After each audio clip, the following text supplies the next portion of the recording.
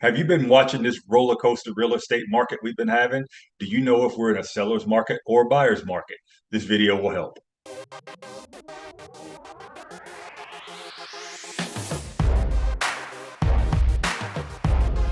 I get that question a lot. Terrence, where is the market right now? It seems like it's been changing every week. And you know what? You're just about right. A lot of people don't know if we're in a seller's market or a buyer's market. If you watch the news right now, they want to tell you that we're going to a buyer's market, or some will say we're already in one and they're predicting a real estate market crash. I'm here today to let you know that might not be the case. I'm Terrence with Boykin Realty, brokered by Keller Williams, and here's why I say that. The line between a seller's market and a buyer's market is actually 6 months of inventory.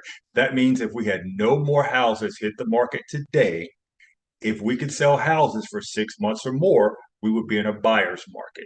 The difference between a seller's market and a buyer's market is simply this. In a seller's market, there's less than 6 months of inventory on the market. If we're in a buyer's market, that means there's more than 6 months of inventory on the market. If there's more than 6 months of inventory on the market, that means the buyer is really in the driver's seat.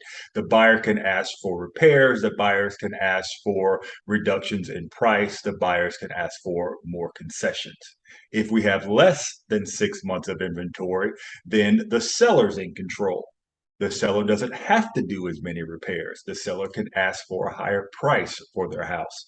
And I'm here to tell you, fortunately for sellers, maybe unfortunately for buyers, right now in Wake County, we're still in a seller's market. If you take a look at this chart, you can see that in May, for Wake County, single family resale homes, we had less than 2 weeks inventory in the market, believe it or not. At the end of August, we were up to 1.2 months. Now I know that's still a long way from that 6 month mark, but that still does allow our buyers out there to negotiate a little more. And if you're looking for a buyer's market, you might be looking for a while, because if you look at this chart, you can see that our last buyer's market was way back in August of 2013. So you might have a little bit of a wait before we get to another buyer's market.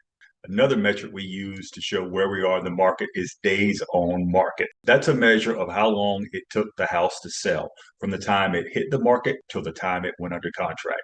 This chart shows that in May of 2020, we were at a pretty much all-time low of 6 days on the market to sell a house, which was unreal.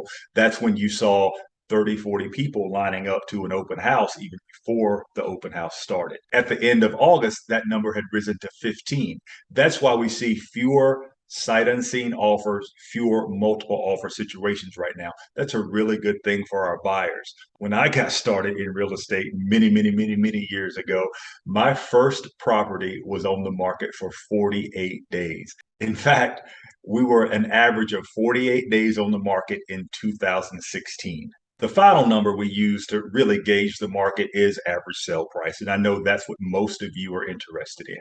In July 2022, our average sales price for a resale home in Wake County was $604,000, which is unbelievable. We did drop, and at the end of August, that average sale price was 578.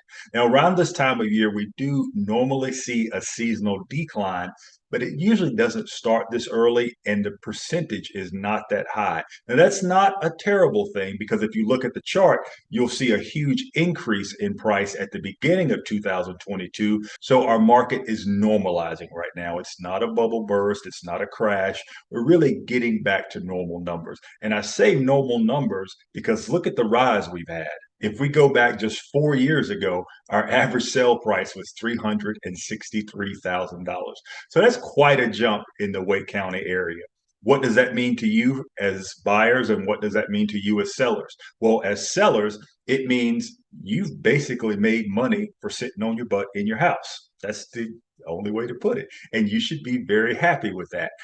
You may see a fall in sales price like we saw for the last month, but you're still in great shape and you're still going to make a good bit of money off the sale of your home.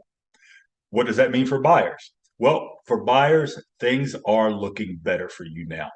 You don't have to make a decision the first day you see a house. You may be able to go home and actually think about it.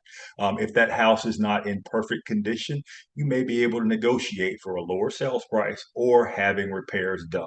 So I hope that helps you understand a little bit about what's going on in this ever changing market. We are still in a seller's market, and it is starting to normalize for both buyers and sellers. If you have any questions about anything I discussed today or any other real estate related questions, I'd love to sit down with you. Give me a call, 919-675-9967, or find me at Raleigh'sBestAgent.com. Thank you.